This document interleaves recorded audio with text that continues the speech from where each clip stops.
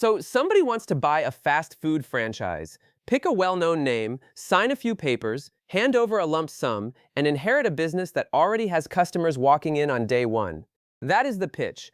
And on the surface, it looks like the safest possible way to own a business because someone else already figured out the menu, the branding, the supply chain, and the marketing.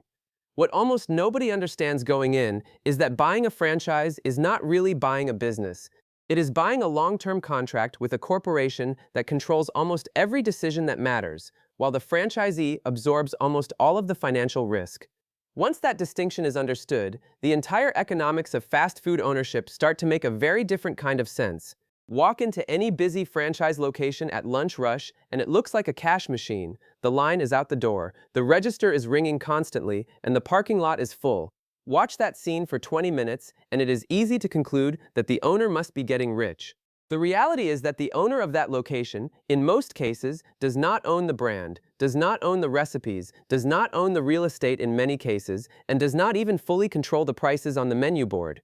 What the owner actually owns is the right to operate under someone else's name for a fixed number of years in exchange for a share of every dollar that crosses the counter for the rest of the business's life.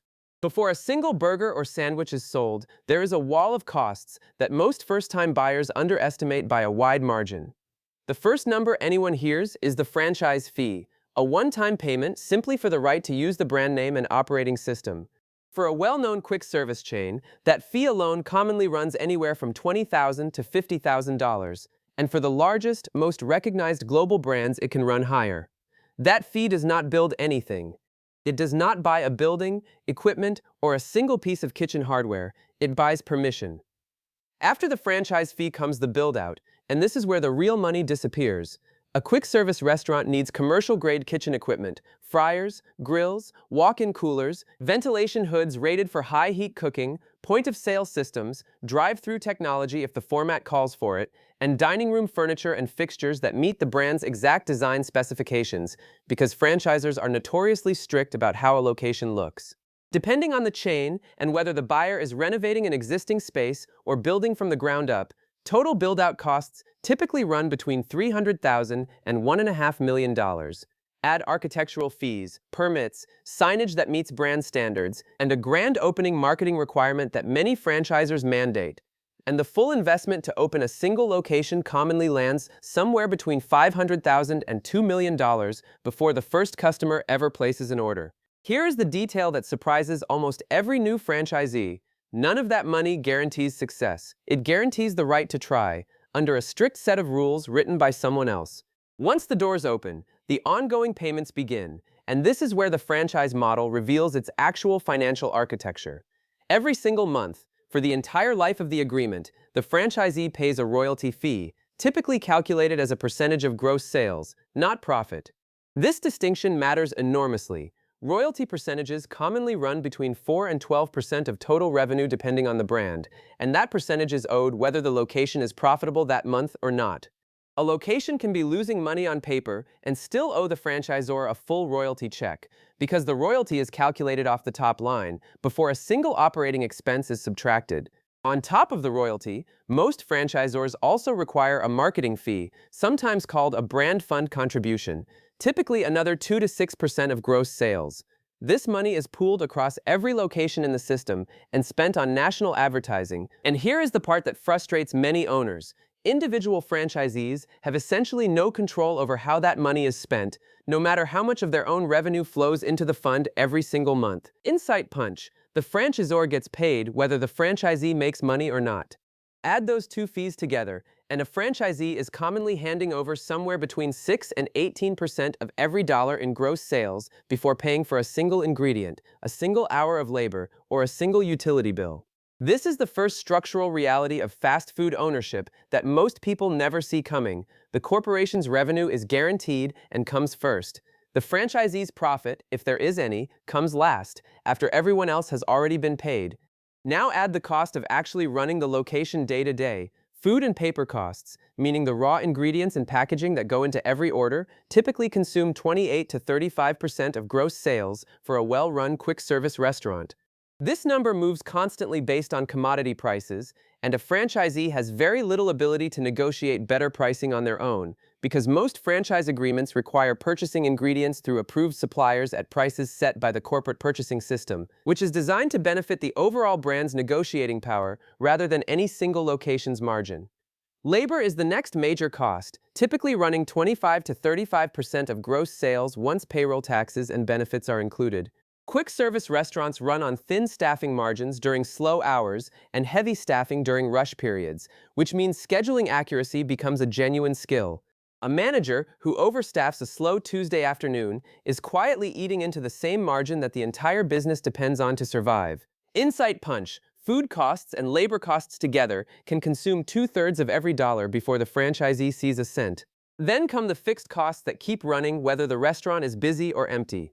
Rent, which for a well-located quick-service site can run anywhere from $5,000 to $20,000 a month, depending on the market. Equipment leases, if the build-out was financed rather than paid in cash. Insurance, which is notably expensive for a business involving hot grease, high-traffic parking lots, and constant public foot traffic.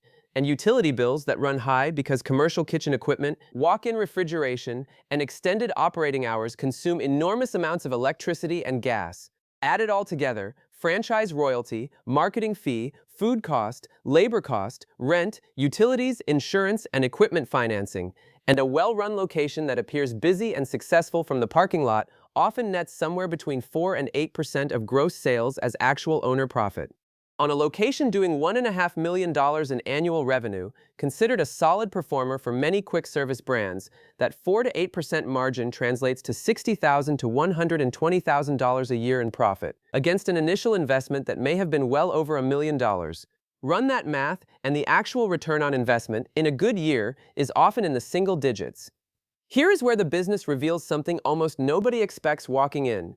The franchisor's incentives and the franchisee's incentives are not the same, and in some ways, they actively pull in opposite directions. The franchisor makes money primarily from royalties on gross sales and from selling new franchises. This means the franchisor is financially motivated to open as many locations as possible, even in markets that are already saturated, because every new location generates a new franchise fee and a new stream of royalty payments, regardless of whether that new location cannibalizes sales from an existing franchisee's restaurant down the street. Insight punch. The franchisor profits from more locations. The franchisee profits from fewer competitors nearby. This tension shows up constantly in franchise litigation and franchisee association complaints across the industry. A franchisee who spent years building up a location's local customer base can watch the same corporation approve a new location 2 miles away, technically within the bounds of the contract, and watch their own sales quietly decline as the market gets divided between more locations. The franchisee bears the entire financial consequence. The franchisor, meanwhile, has simply added another royalty stream to its portfolio. Labor in the quick-service industry deserves its own examination, because staffing a fast food restaurant is a genuinely difficult operational puzzle. Turnover in the industry is famously high, commonly exceeding 100% annually at many locations, meaning the average crew member does not stay a full year.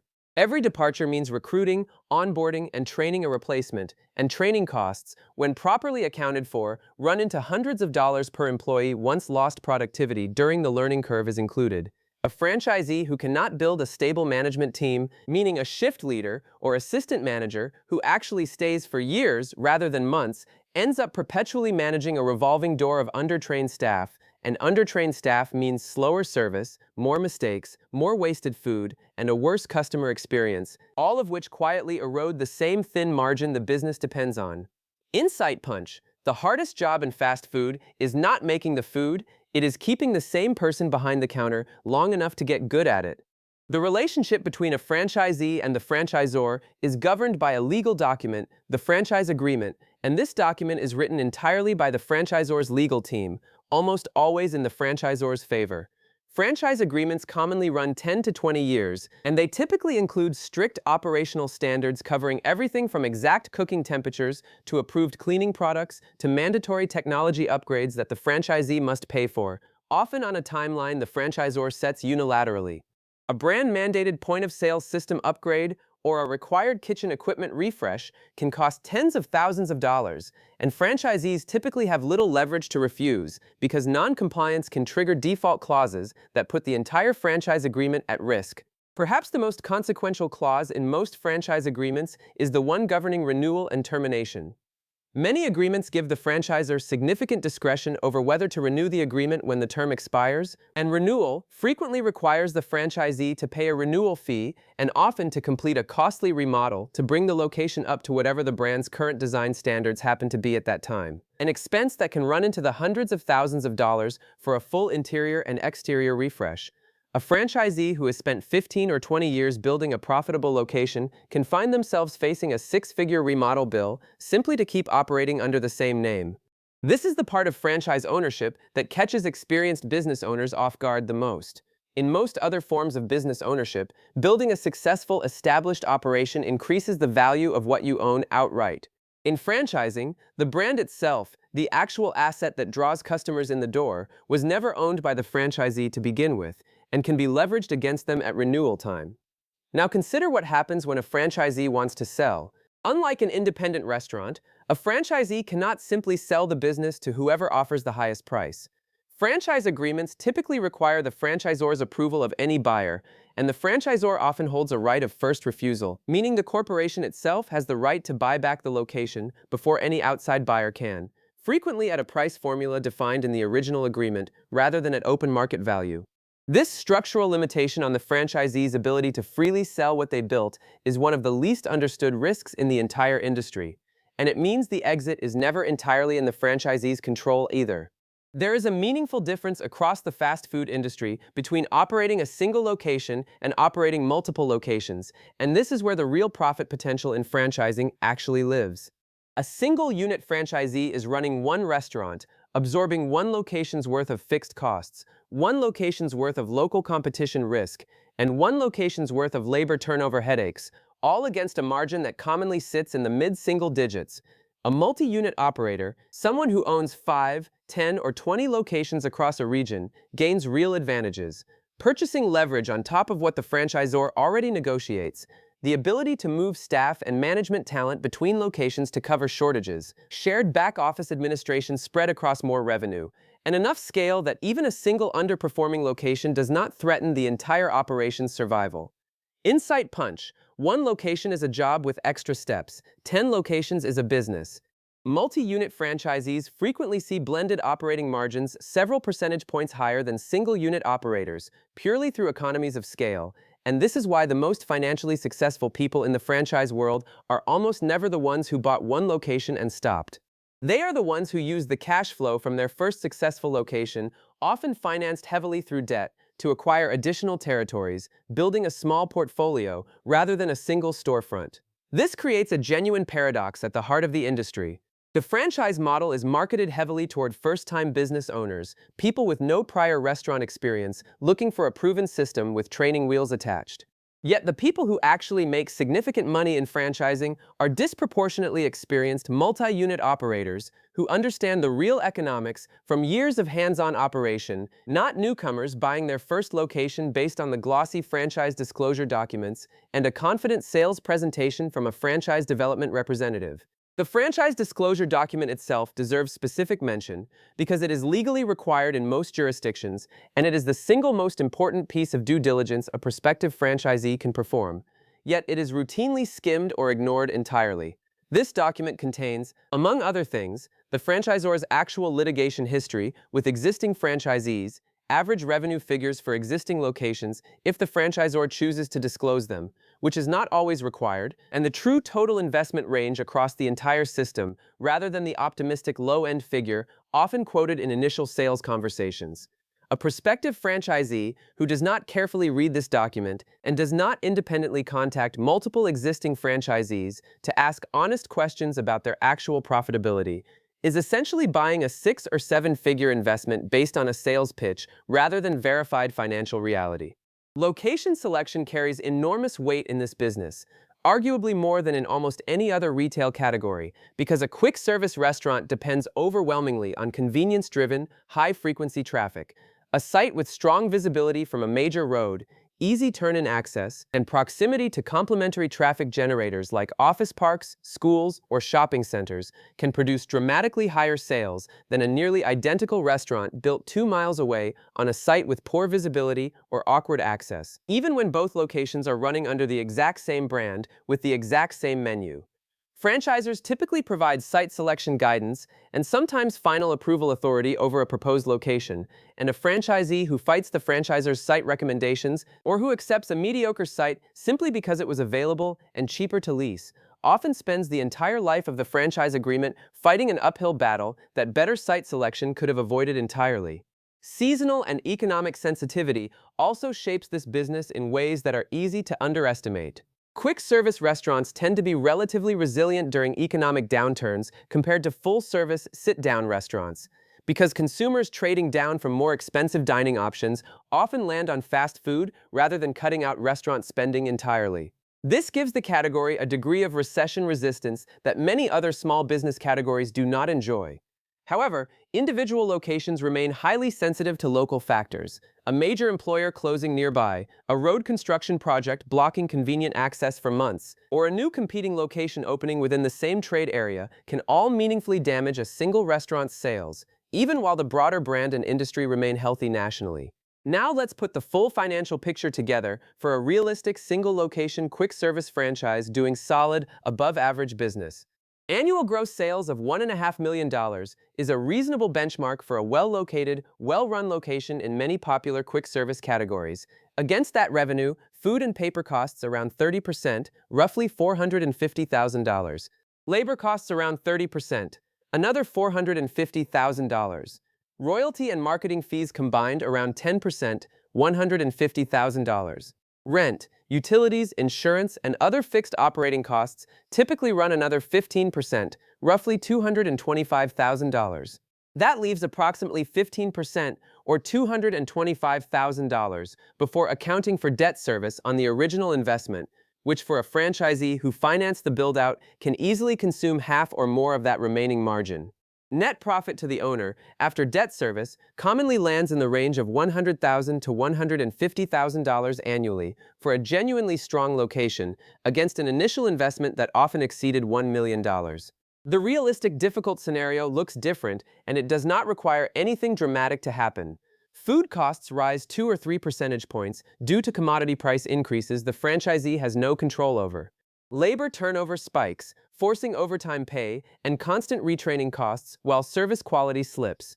A new competing location opens within the trade area, pulling 5 or 10% of sales away permanently. Under those conditions, the same location can see its already thin margin compressed from 15% down to 5 or 6%. And after debt service, an owner who was taking home over $100,000 a year can suddenly find themselves barely breaking even, still legally obligated to pay full royalty and marketing fees on whatever gross sales remain, regardless of how thin the actual profit has become. This is the structural lesson that runs through the entire franchise industry. A full parking lot and a busy register tell an outside observer almost nothing about whether the owner is actually making money. Two nearly identical locations, both busy, both under the same brand, can have completely different financial outcomes depending on their debt load, their local labor market, their lease terms, and how many competing locations have opened nearby since the original agreement was signed. The franchisees who build genuinely profitable, durable businesses in this industry are rarely the ones who simply bought a well-known name and assumed the brand would carry them. They are the ones who treated the location like an operations business from day one, who mastered labor scheduling and food cost control as core disciplines rather than afterthoughts, who read the franchise disclosure document carefully and talked to existing franchisees before signing anything, who chose their site based on real traffic data rather than convenience or price, and who, once the first location proved itself, moved aggressively to acquire additional units rather than staying comfortable with one. The name above the door is the story customers see. The actual business lives underneath it, in the royalty statement, the food cost spreadsheet, and the fine print of a contract that very few franchisees ever fully understand until years after they have signed it.